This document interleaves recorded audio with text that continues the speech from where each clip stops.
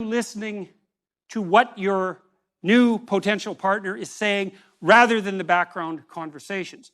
You might say, well, I want to hear what she has to say. Well, and then you might ask, well, why? And you might say, well, I want to be polite. And you might say, why? Well, I like this girl and I would like to explore the possibility of a relationship.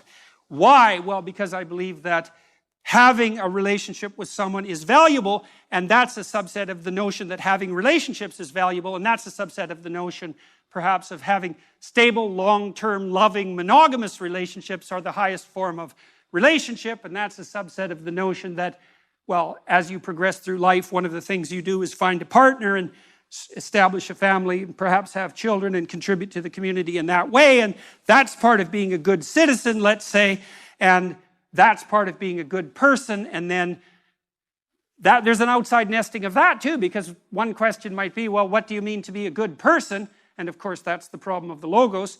And the answer to that would be something like, well, I want to be the proper mediator between possibility and actuality such that the best possible actuality can be manifested by the possibility that I confront.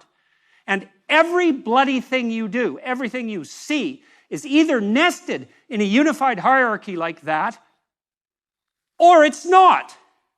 So let's say, what happens if it's not? Well, we actually know what happens if it's not. And let's say you're not unified psychologically in your value orientation. Okay, what's the consequence? Well, entropy. That's the first consequence. It's like, are you doing one thing, which you know what you're doing and can commit yourself to and can actually undertake, or are you so confused that you need to do 15 things at the same time, and you don't know which of them is most important? And the importance, by the way, is diluted by the multiplicity, right? Because if you pick something out as singularly important, you actually elevate it as important. If 15 things all of a sudden become equally important, they're all 1/15th as important, because if they weren't, you wouldn't have a problem sequencing them, and that means they're not motivating. So one of the consequences of that is that there's no positive emotion. Because positive emotion, the joy, there's a couple of types of positive emotion. I won't talk about satiation, but enthusiasm and joy, happiness, let's say, is 100% dependent, as far as we can tell, on observations that you're progressing towards a valued goal. It's not attainment focused, that's satiation. You get something you want and you're satisfied about it. That's a whole different neurochemical system. But enthusiasm and joy that people associate with happiness manifests itself when you're moving towards a valued goal. So if you don't prioritize your goals because you don't exist within a structure of value, then you have no positive emotion.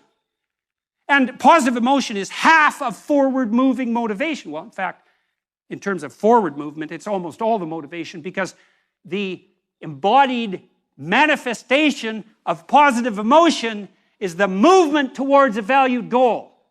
That's what it is. That's why you have the positive emotion, because you are a creature that can move towards goals. And the emotional signaling of that is positive emotion. No goal, no positive emotion.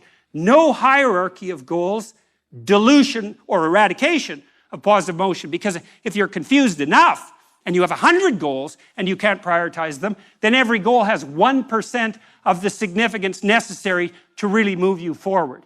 And so to be maximally motivated, you need to know why you're doing what you're doing, all the way up Jacob's ladder, all the way up. And that brings us to the notion of the macrocosm that's the heavenly hierarchy.